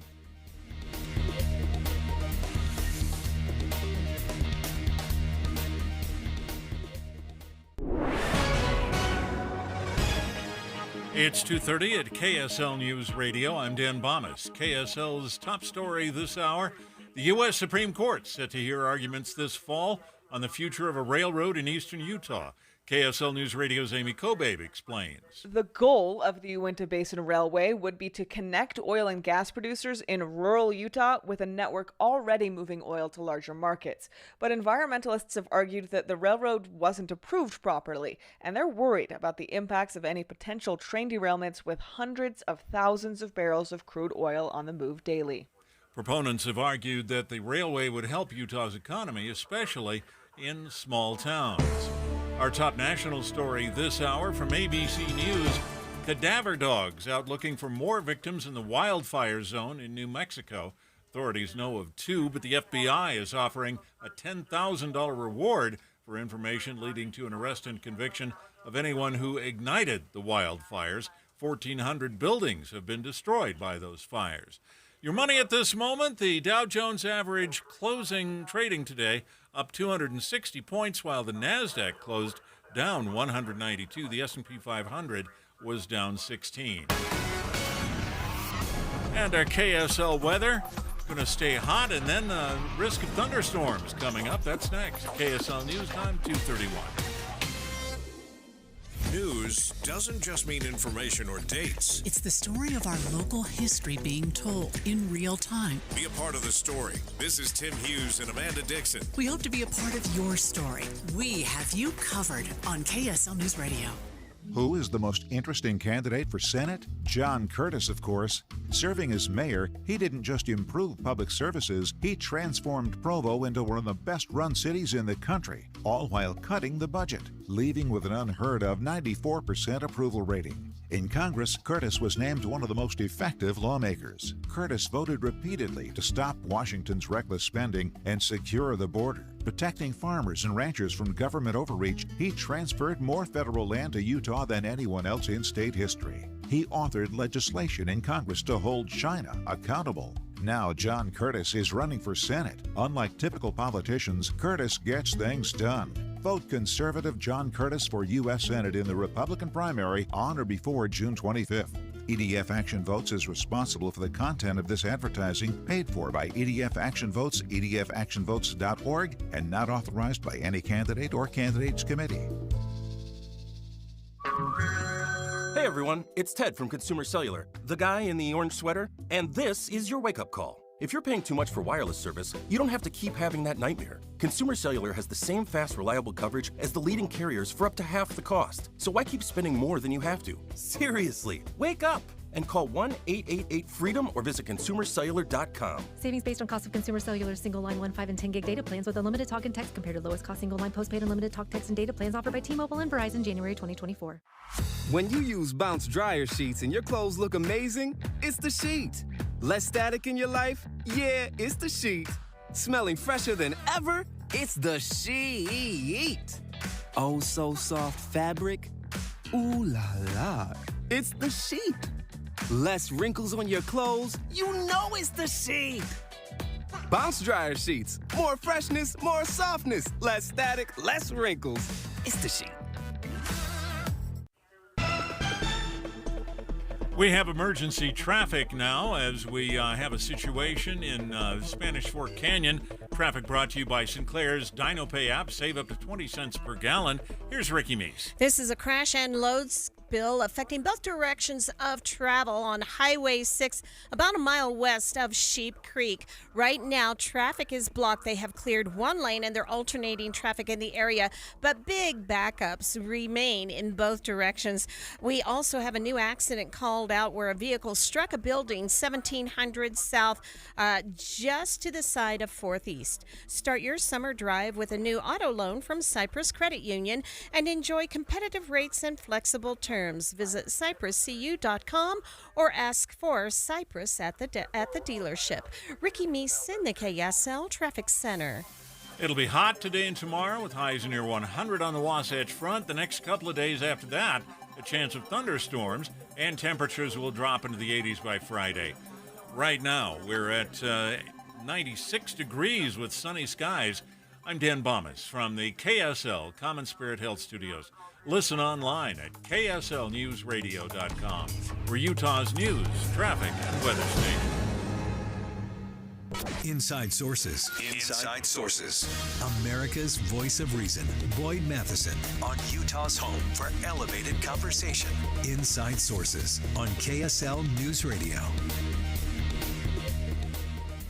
Well, the new projections from the Congressional Budget Office are out, and once again, it's a little more sobering than we thought it was going to be when it comes to our nation's financial health and the federal budget deficits, excuse me, as they continue to soar to nearly $2 trillion. $2 trillion. That's more than we have, so it's $2 trillion more than we're bringing in, hence the deficit. So we want to look at underneath all of that in terms of what's driving it, what's happening. We talked earlier in the program, our great conversation with Scott Lincecum, talking about federal industrial policy and how that adds a whole host of things to our trillions of dollars of deficit spending. We want to look at some of the other programs that are driving that. And then how do we tackle all of this and get a little different perspective in terms of doing that, especially in an important election season? Emma Camp, of course, is the assistant editor at Reason, one of our favorites on the show, has a great piece on the federal deficit. And guess what, folks? It jumps $400 billion. And let's find out why. Emma, welcome back to the show. Thanks for having me. All right, let's start with what's adding. We've added more. The tally keeps going up in terms of where we're going to be just in our deficit spending, not including our 34+ trillion and climbing federal debt. Right. So recently, the Congressional Budget Office released new predictions for what the deficit is going to be for this year. And they have it at nearly $2 trillion. And what's remarkable about that is that this is a $400 billion jump from what they had predicted just in February. And about 80% of that jump can be attributed to four sources. The most significant is $145 billion will come from increases in student loan forgiveness from changes the Biden administration have made to its federal student loan program that have allowed a lot of people to get their loans discharged much sooner than they would have beforehand. And there have been a couple other sources. Another one is increases from higher than expected Medicaid costs. Another is just legislation that's been passed. But overall, it's a pretty staggering increase. Yeah, that's those are whole lots of zeros when we get into that. So let's break those down just a little bit individually. Talk to us a little bit about the student loan component to that. This was done, again, not by Congress, but either by rule within the agency or by the administration specifically. Break that one down for us, and then as well as some of those increased costs, because that always seems to be the case. We have these programs, and they seem to be more expensive than planned. Right. So the student loan issue, most of that is probably coming from the income-driven repayment plan. So Biden unveiled a really massive change to the IDR when he announced his original attempt at blanket student loan forgiveness back in 2022. And so while that initial attempt at student loan forgiveness was struck down, the changes to the IDR have stayed. And what it basically means is that while beforehand people had to pay, I guess to not get ahead of myself, an income-driven repayment plan is basically where you can pay a set portion of your income for a certain amount of time and then get your student loans discharged. And the function of that is basically for people who were making salaries much too low to be able to afford to pay back on a typical, say, 20-year payment plan. The problem with the new IDR is that the changes that were made require people to pay so much less money over such a shorter amount of time that it really becomes a good idea for a whole lot more than just really low-income people. And the way the Biden administration has enacted those rules have allowed people who basically just paid for about 10 years to go ahead and get their loans forgiven. It's a little more complicated than that, but we've had really big waves of people getting their loans forgiven, and that's driven up these costs.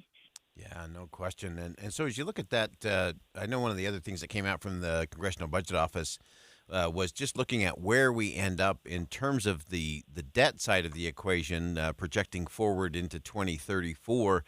Give us a sense of what that is and what that means in terms of kind of compared debt to GDP and what that means and what we've seen from that historically.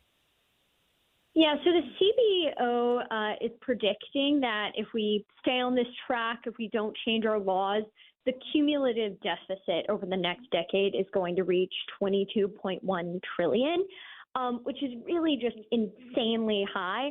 That's about 122% of GDP. And that's just, it's too much. And so the Cato Institute recently released a report really urging that to pump the brakes in this situation, because if we keep ramping up our debt, if we keep having these budget deficits, we could end up in a situation like Greece, right, where we end up having a debt crisis.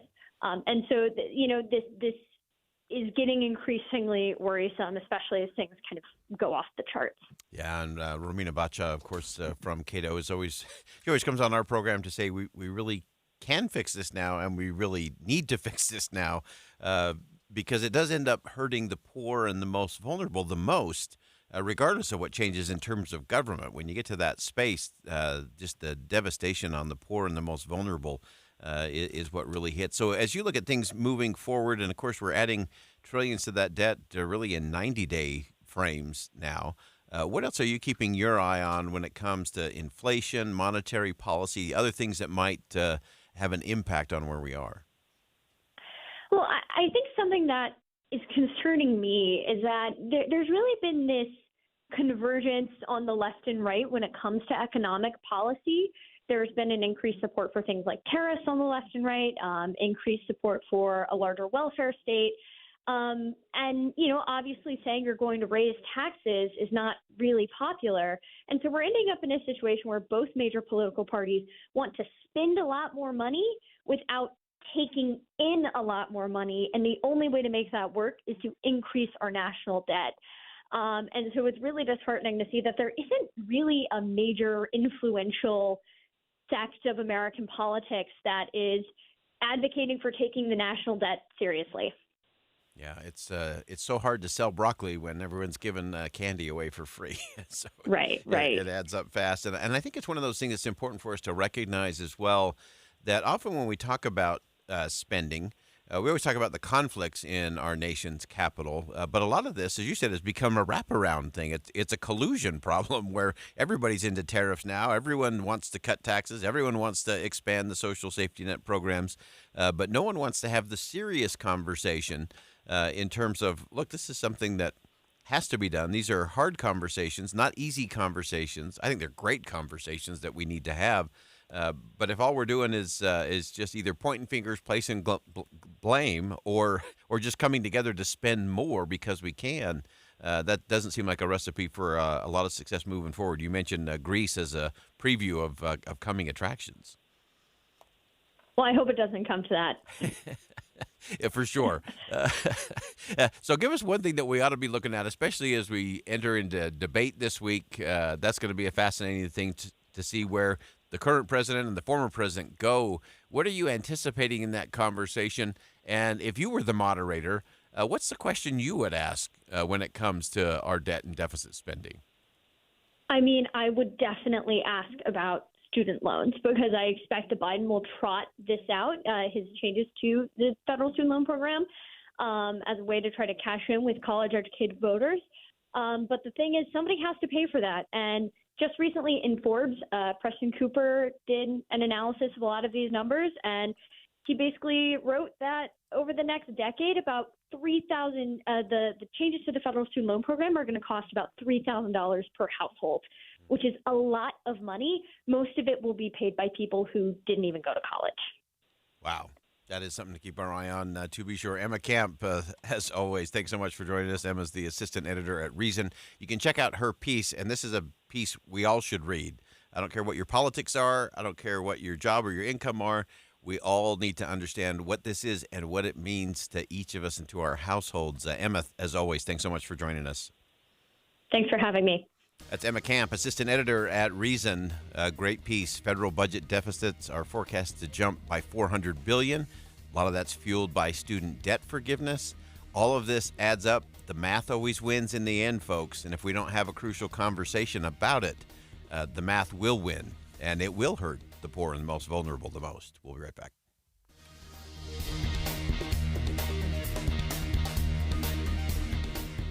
And I said to myself, sit down, you're rocking the boat. Join Utah Festival Opera and Musical Theater July 5th through August 3rd for show-stopping performances in Logan. Professional performers from Broadway and all over bring you Andrew Lloyd Webber's Cats, the lively classic Guys and Dolls, the hilarious Anything Goes with spectacular tap dancing and music by Cole Porter,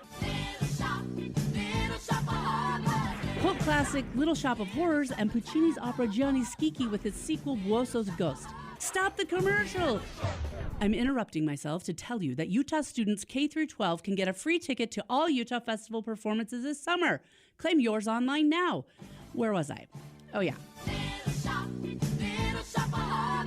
Cult classic Little Shop of Horrors and Puccini's opera Gianni Schicchi with its sequel Buoso's Ghost.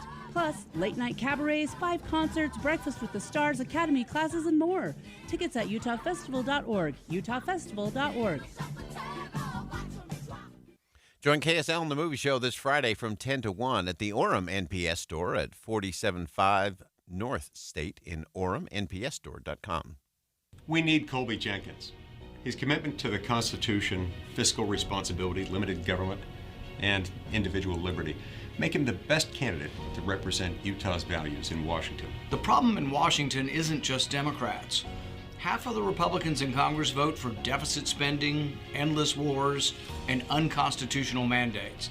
That's why we need better Republicans, like Colby Jenkins. Paid for by the Constitutional Conservatives Fund PAC. Not authorized by any candidate or candidates committee. Trail mix, beef jerky, mixing all the soda flavors at the gas station soda machine. Snacks are better on the road. The gas is better when it's top tier.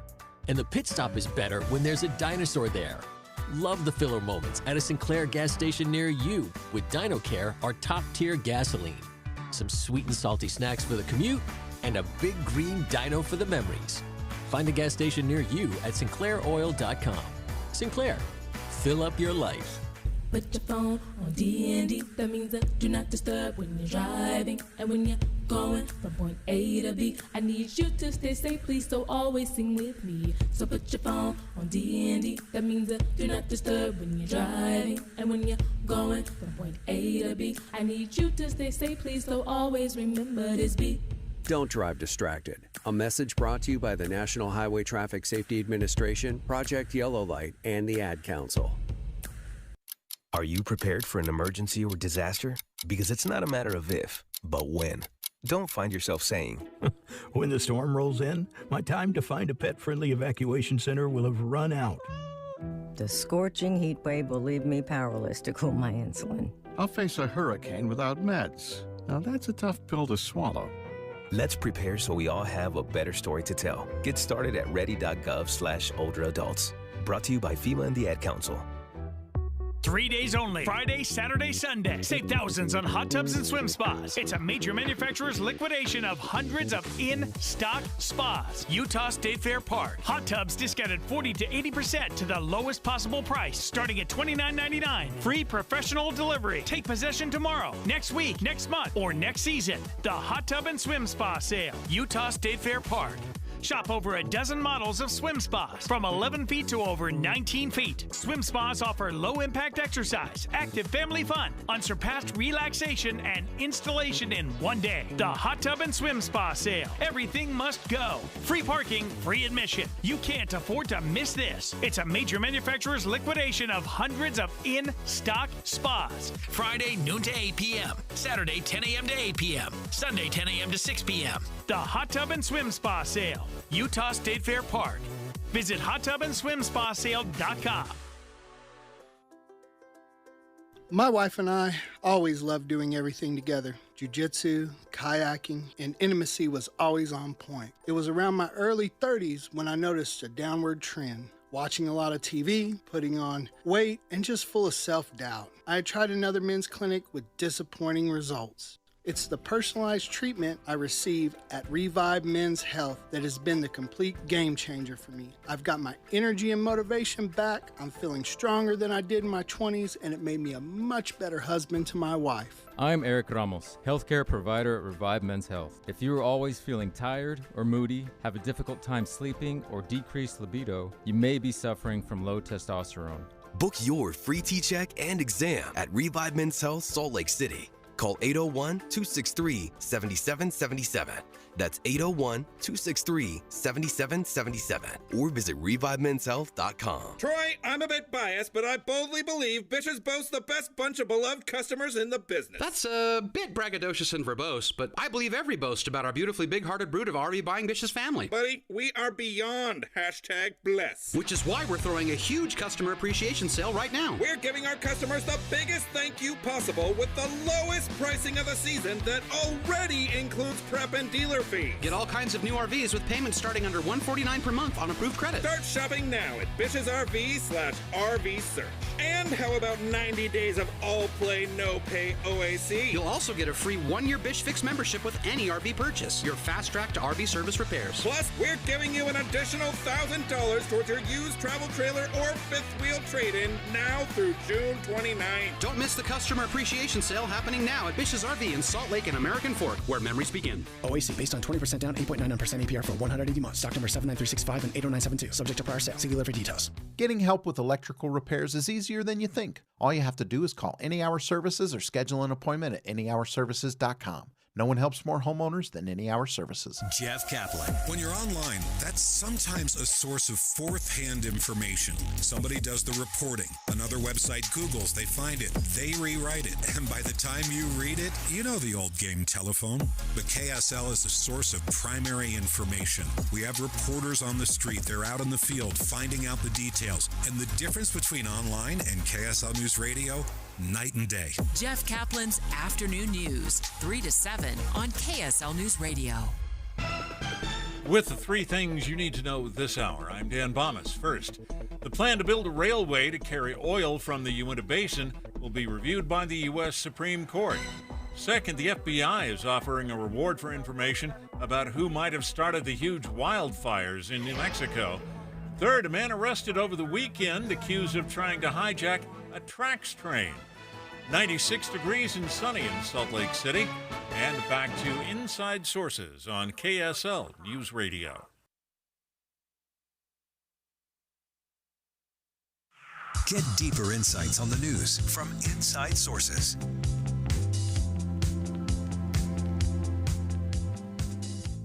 Welcome back to Inside Sources here on KSL News Radio. Great to be with you today. As always, I am Boyd Matheson. As we round out the program today, I want to touch through a couple of the things we've been discussing on the program today. And a reminder, of course, that tomorrow is primary election day here in the state of Utah. You can get your ballot in as long as you get it in the mail today, or you can take it to a location tomorrow. You can check those out with your county election officials there, and we'll have you covered all day long tomorrow and into the evening here at KSL News Radio. Talk about what's happening and those important results as we move through primary election season and make the pivot to move towards the fall and the 2024 general election.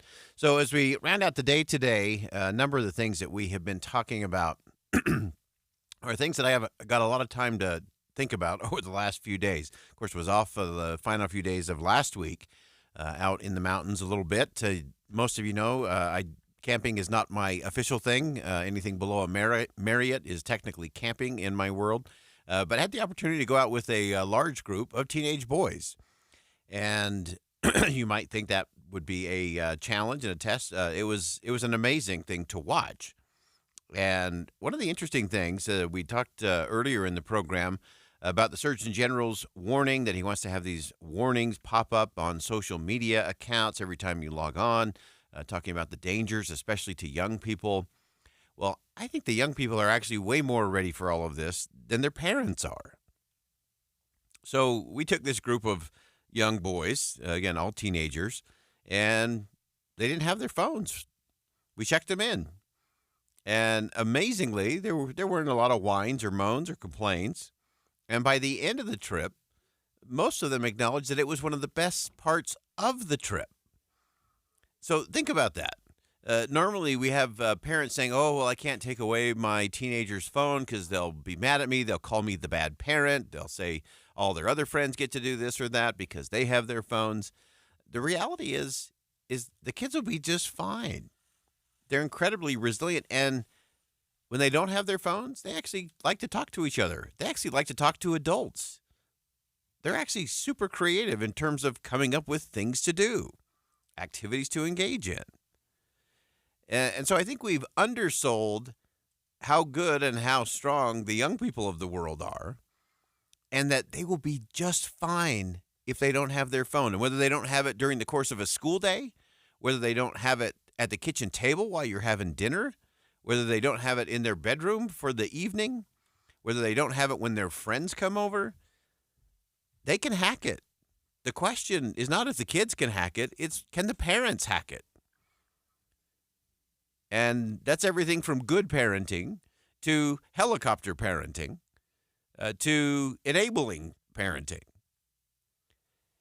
And I think we've got to have a different conversation. And last week proved it out to me. The young people will be just fine. If all the phones in the world just blew up and all the teenagers in the world suddenly had no phones, I'm telling you, they'd be just fine. They'd be just fine. And they'd probably do better than their parents in most situations. So that's not to say we shouldn't have phones. That's not to say there's not great technology. That's not to say there's good things that come out of that. There are. Of course there are. But the problem is if you're spending 5 or 6 hours a day as a teenager, that's a problem. That's not being helpful. That's causing damage and harm, not just being neutral. But the parents are the ones who have to parent. And they can hack it. So that was the first thing I learned over the weekend, is when kids don't have their phones, teenagers in particular, they'll actually say thank you for making me stay off my phone or for just not letting me have my phone. Makes all the difference. Can make all the difference if we let it. But if we over control, if we try to make it into something else, that's where we get into trouble. One of the other great lessons for me, we did a number of hikes, and again, I'm not a camper and I'm not a hiker.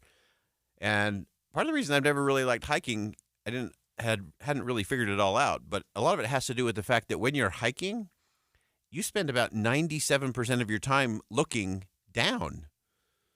And for me, that's important because you don't want to trip, you don't want to fall, you don't want to, trip on a log or crash over a rock or go off a cliff. But for me, the important lesson is that sometimes you just need to stop and look up. We were down in and around Zion's, and of course the ranges there are so beautiful. The mountains are so powerful. There are so many incredible things to see. But if we're always looking down, you don't see it. You don't get it. And so stopping to look up. And so think of all the different places and spaces we can apply that, especially this week as we go through the final 48 hours of primary election season. There's a whole lot of looking down going on. There's a whole slew of ads that I'm sure are popping up on your web pages and in your email box and on your text alerts with a lot of downward looking things rather than looking up at the future and the possibilities and the vision for what a particular candidate might do if they are elected. What they see when they look up for the future of their community or for the state of Utah or for our country. And so learning to slow down, to stop and not just keep driving down, but to look up and then start moving up. There's a lot of big problems, a lot of big challenges we need to deal with in this country, most of which will be solved by people who will stop long enough to get out of the muck and the mire of it all and the politics of it all and look up to see the possibilities and start to create the better solutions. We actually started the program today with a great bit of sound from James Langford, Senator from Oklahoma, conversation he had with Chris Steyerwalt, and talked about the fact that this can't just be a hobby. We got to be fully engaged, all of us. And that's how we overcome the division. That's how we get to the better solution. That's how we create a better future and a much better country. All right, that wraps it up for us here on Inside Sources today on KSL News Radio. I'm Boyd Matheson. Thanks for joining us. And as always, as you go out into the world today, make sure you see something that inspires, look up, say something that uplifts, and do something today that makes a difference.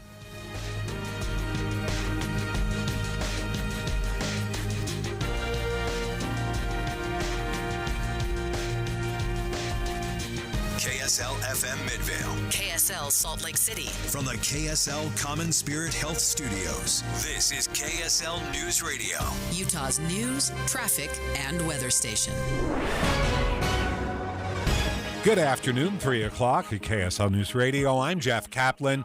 97 in Salt Lake City, KSL's top story. The U.S. Supreme Court has decided to take up a case that could impact Utah's ban against transgender-related medical treatment for children. KSL News Radio's Amy Kobabe is live with details. Amy?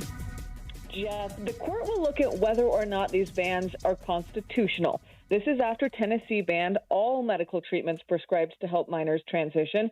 The argument from opponents is that this violates the 14th Amendment's Equal Protection Clause. And remember, Utah passed a similar law last year. It prohibits treatments for minors who weren't already taking things like hormone blockers when the law went into effect. The bill's sponsor, Senator Mike Kennedy, says that Utah's law would not be impacted by any decision from the Supreme Court. Because the Tennessee law is an outright ban on all of the care. Ours was more nuanced. We banned the dangerous and irreversible surgeries on these children, but we allowed those that were in the middle of care, the parents and doctors and patients had agreed they could continue with the care that they were receiving while new entrants were banned or barred from entering into new care. Arguments, though, are set to begin this fall. Reporting live, Amy Kobabe, KSL News Radio. Amy, have we heard from advocates on the other side of this? Yeah, so the community advocate, Sue Robbins, who often weighs in on